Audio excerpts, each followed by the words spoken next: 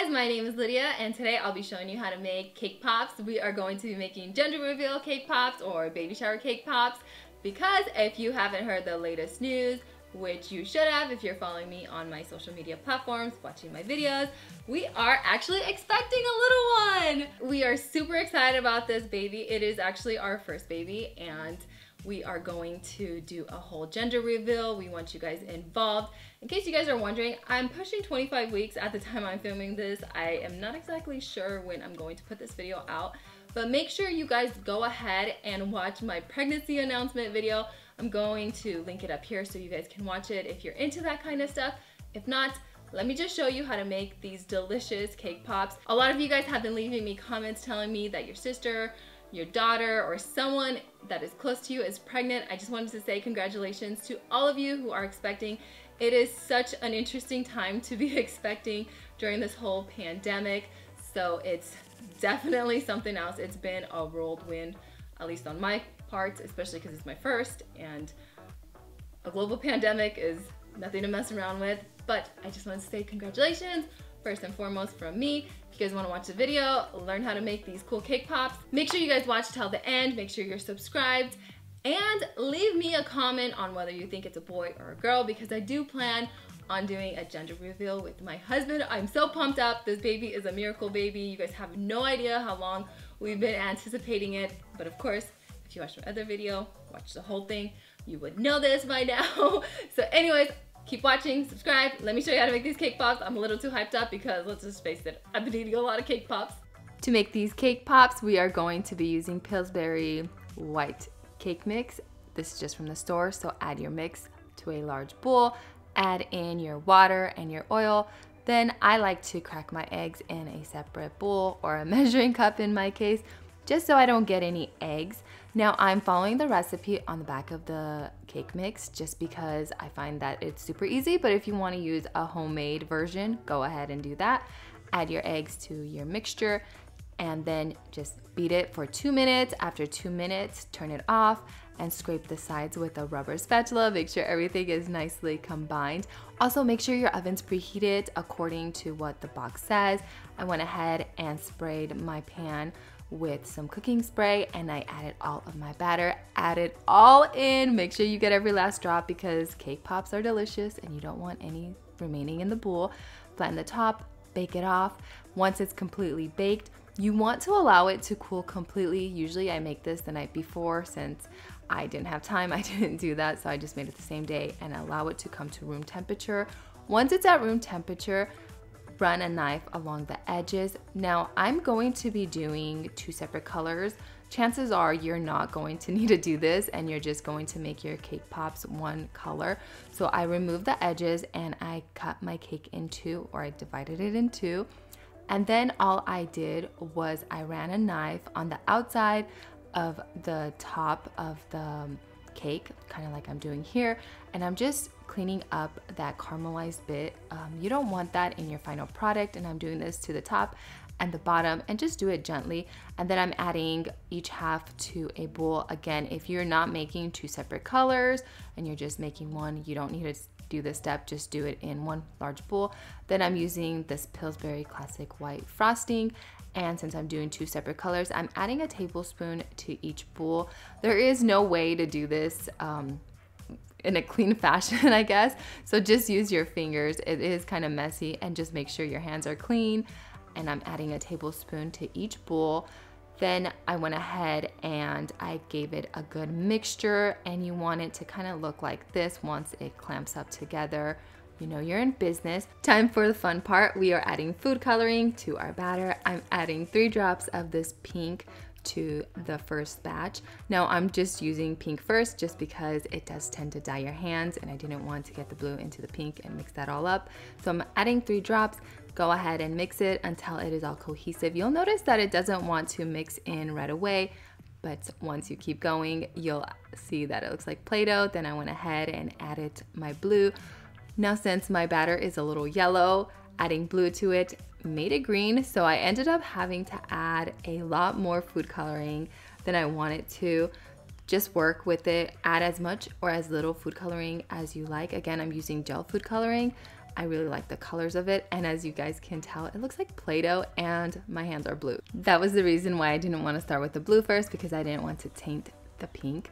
Then you want to grab a scoop. This is an ice cream scoop, a melon ball scoop. It's about a tablespoon and a half. Well, it's not about a tablespoon and a half. It is a tablespoon and a half. And all you want to do is grab your batter and you want to roll it in between your palms. Before you do that, make sure you flatten it out, kind of like I'm doing here. And then you want to roll it in between your palms.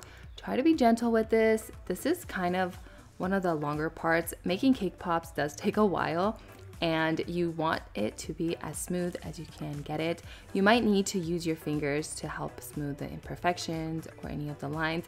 And then I just placed it on a cooking sheet that I've lined with foil because you guys don't want to see how beat up they look. If you guys want the recipe, keep in mind it is at the bottom in the video description.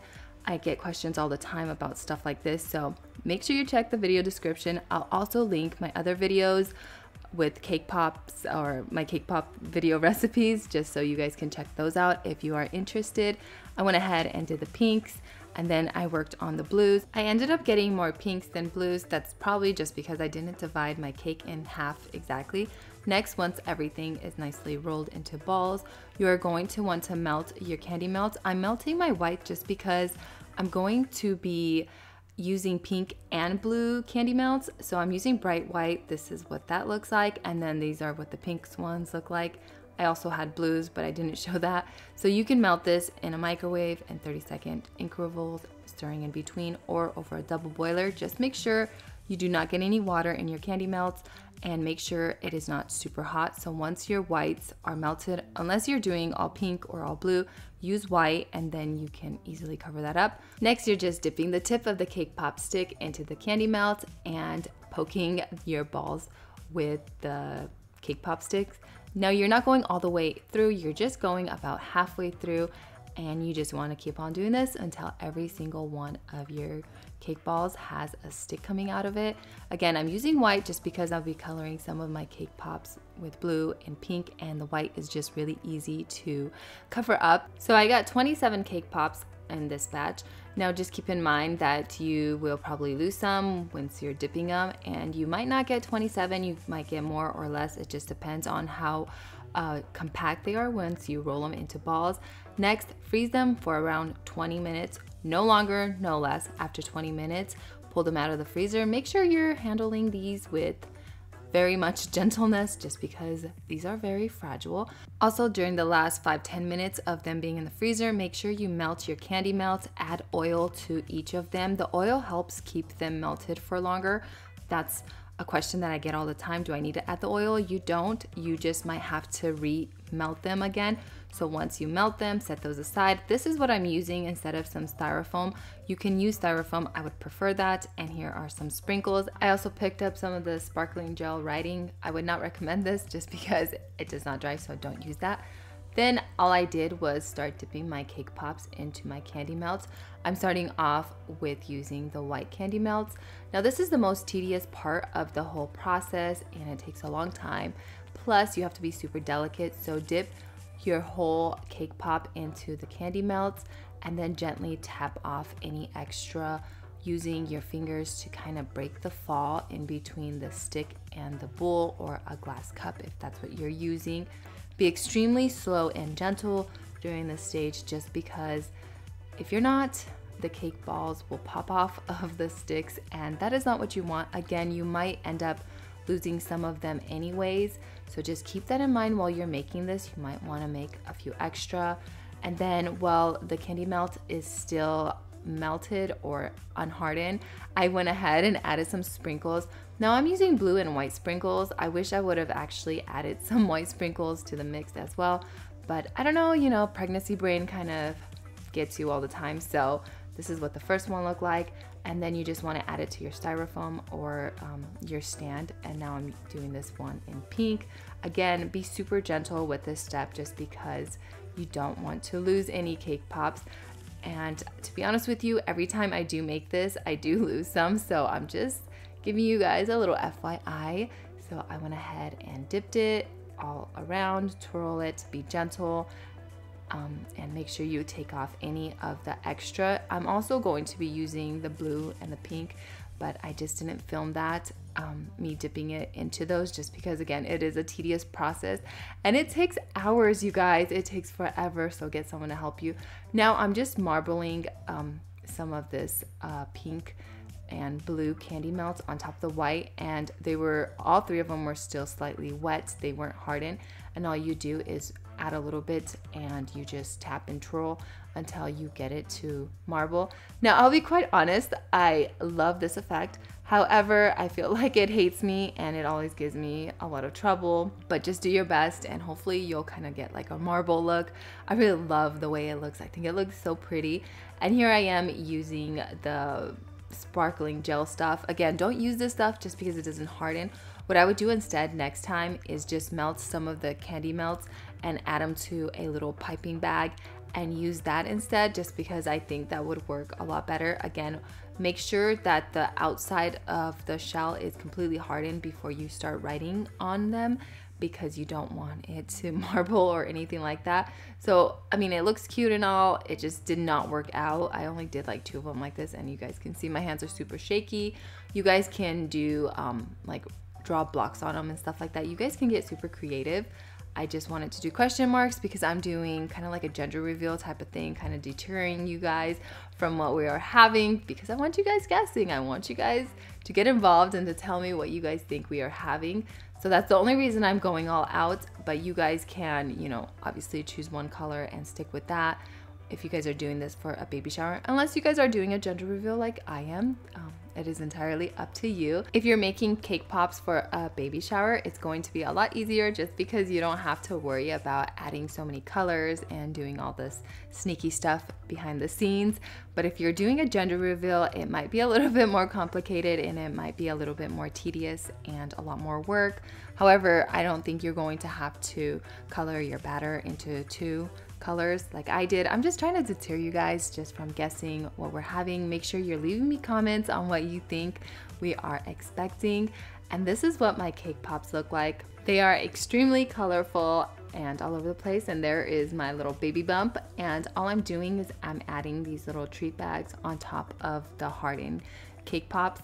And yeah, this is basically what they look like. I hope you guys enjoyed it, and I hope you guys find this recipe helpful, this video helpful, and check out the recipe. Again, it's at the bottom of the video description. That's where all my recipes are, and this is what they look like once they are all completed. I think they're just so gorgeous and they're so dainty and cute.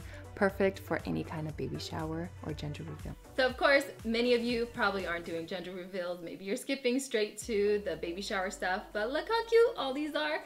They kind of were a hassle to make just because I kind of wanted to change it up. Hopefully you guys got a lot of wonderful tips, wonderful ideas. Make sure you guys are subscribed and leave me comments on what you think this little miracle is. I'm so excited to do the gender reveal, you guys.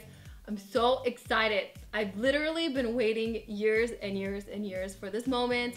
So I'm so happy to be able to share it with you guys. I've been wanting to post pictures on Instagram, but I couldn't. And again, just watch my latest pregnancy announcement video. It'll all make sense over there. But anyways, I hope you guys are having a wonderful day. Make sure you're staying safe. Don't let the corona get to you, because that's not a joke. Tell me about it. Being pregnant during a pandemic is a no-no, although I'll take it because, hey, it's a miracle. All right, guys, I hope you guys are having a wonderful day. Stay safe. Make sure you're subscribed, and I'll see you next time. Bye. Don't forget to leave a comment on what you guys think it is, a boy or a girl. Leave me an emoji, a heart emoji of whatever gender you think it is. See ya.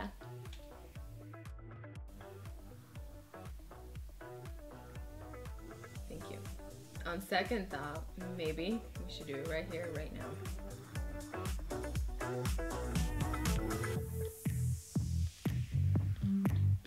Just kidding, you're gonna have to wait.